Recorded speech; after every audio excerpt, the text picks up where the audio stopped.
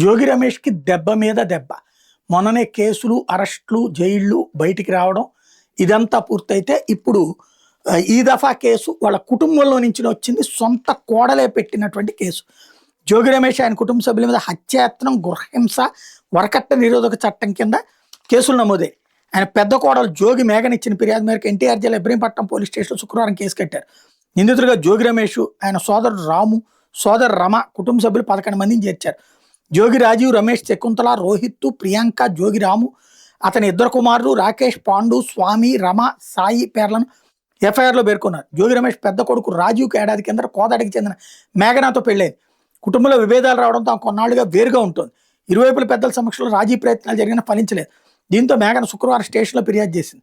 ఏడాది నుంచి కుటుంబ సభ్యులంతా నన్ను ఎంతో మానసిక వేదనకు గురి చేస్తున్నారు. ఇంట్లోని పై అంతస్తులోని గదిలో ఒంటరిగా బంధించేవాళ్ళు, ఎవరితో కలవనిచ్చేవాళ్ళు కాదు, అడుగడుగున అవమానించేవాళ్ళు. అదేమని అడిగితే అందరూ కూడబలుక్కుని నా మీద దాడి చేసి కొట్టేవాళ్ళు. భర్త రాజీవ్ ఎప్పుడు కోపంగా ఉంటూ ఏదైనా అడిగితే కోప్పడుతూ కొట్టేవాడు. అందరూ కలిసి నన్ను చంపేందుకు ప్రయత్నించారంటూ మేఘన్ తన ఫిర్యాదులో పేర్కొంది. పోలీసులు కేసు నమోదు చేసి దర్యాప్తు చేస్తున్నారు.